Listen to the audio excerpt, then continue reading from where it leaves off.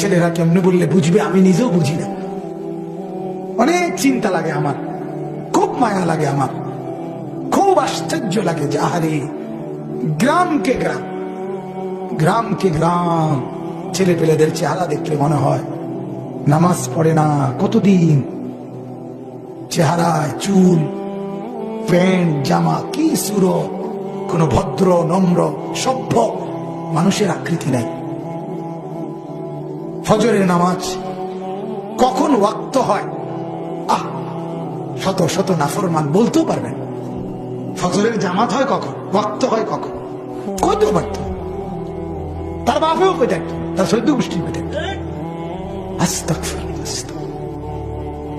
রঙের দুনিয়া, খাইতেছে, ঘুমাইতেছে, বাজার করতেছে, হালাল হারাম মিলাইয়া কামাই করতেছে, কদ্দুর হেসা কথা, কদ্দুর মিশা কথা, কদ্দুর ওজনে ঠিক দেয়, আরেকবার দেয় ওজনে কম, লিগেল ইলিগেল, সত্য মিথ্যা ধোকা মিলাইয়া কোন রকম পেটটা ভরতে লিজ, এটাই জিন্দেগি।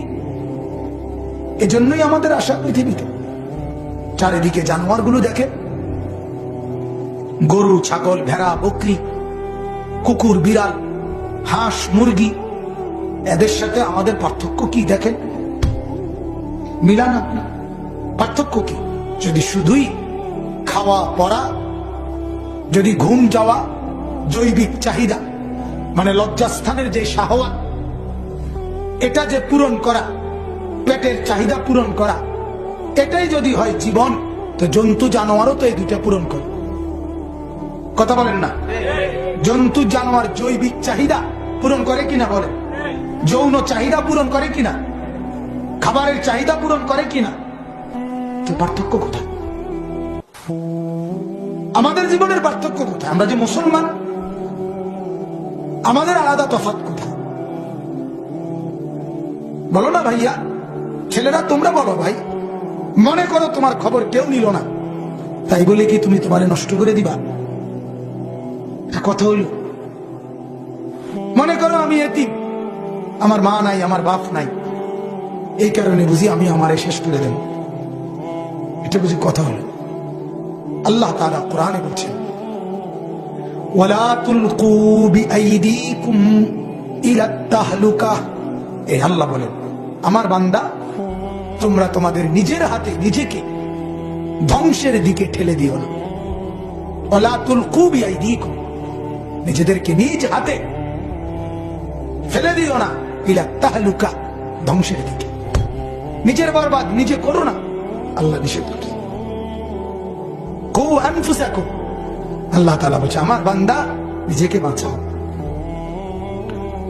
আল্লাহ তাআলা বলছে আলাইকুম আনফুসাকুম, আরে কায়া, আমার বান্দা নিজেকে আঁকড়াইয়া ধরো, নিজেকে নিজেকে আঁকড়াইয়া ধরো। নবীকে আল্লাহ তাআলা বলছে ফাস্তাকিম কামা উমিরতা, নবীকে পর্যন্ত, বন্ধু আপনাকে আমি যা আদেশ করছি আপনি তো বলবেন ঠিক আছে, কিন্তু বাকি এটা মনে রাখবেন, কেউ যদি না করে আপনি আপনার নিজেকে আমার হুকুমের উপরে মজবুত রাখেন। বুঝতে পারছি কথাটা? মানে মনে করেন না কেউ মানল না, তবুও আপনি আপনারে কি করেন না, বরবাদ। লজ্জা করে না মুসলমান? শরম লাগে না? এই বেটা তুমি কি স্বামী বেটা? তোমার মতো অপদার্থ স্বামী হয় কেন বেটা? বউ তোর, বিয়ে করলি তুমি, পাউডার তোমার, ফেয়ার এন্ড লাভলি তোমার, মেকআপ বাক্স তোমার, থ্রি পিস তোমার টেকায় কিনা, সব কিনে তোমার, আর তুমি বেটা অপদার্থ, তোমার এডি দিয়া সাজ্জা রং চায় রাস্তাঘাটে দুশ্চরিত্র খারাইয়া মুতুন্না ফোলা ফাইল, এরা ছাড়া আর কি? হ্যাঁ, আত্মমর্যাদা গায়রতটুকু নাই কেন? কেন নাই মিয়া? এজন্য আমার কথা পরিষ্কার, বেপর্দা যেই মহিলা তার স্বামীর আত্মমর্যাদা নাই। কি নাই? আত্মমর্যাদা, সম্ভ্রম নাই। বেপর্দা নারীর স্বামীর গায়রত নাই, গায়রত, আত্মমর্যাদা, পৌরুষ যেটাকে বলে এটা নাই। জিন্দিগি শুধু হোতার নাম না, আত্মমর্যাদারও নাম। ইজ্জতের সাথে মাথা সোজা রাখা, এটার নাম জীবন। আমার স্ত্রী, আমার বিবাহিত বিবি সারা পৃথিবীর মানুষ দেখবে। এর আগে মরে গেলে কি হয়? এর আগে মরে গেলে কি হবে না? আল্লাহ মাফ করে দেন। আমরা আমাদের মেয়েদেরকে, আমরা আমাদের বিবিদেরকে, আমরা আমাদের মাদেরকে বাজারে ছেড়ে দেব। আল্লাহ ডাকে রহমত নাও, মহিলা বলে লাগবে না। আল্লাহ ডাকে মাগফিরাত নাও, ওই অসভ্য মহিলা বলে লাগবে না।